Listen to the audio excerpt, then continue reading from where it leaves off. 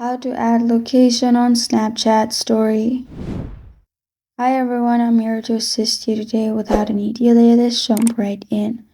First, open Snapchat. Take a random snap. After you have taken snap, on the right side you will find sticker option, which is the third option. Click on it, and then in here you will find location option at the top. Click on location. Add the location. After you searched it, click on the location you prefer and you'll find this kind of screen pop up.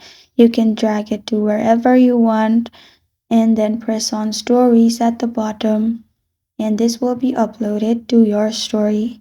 This is how to add location on Snapchat story.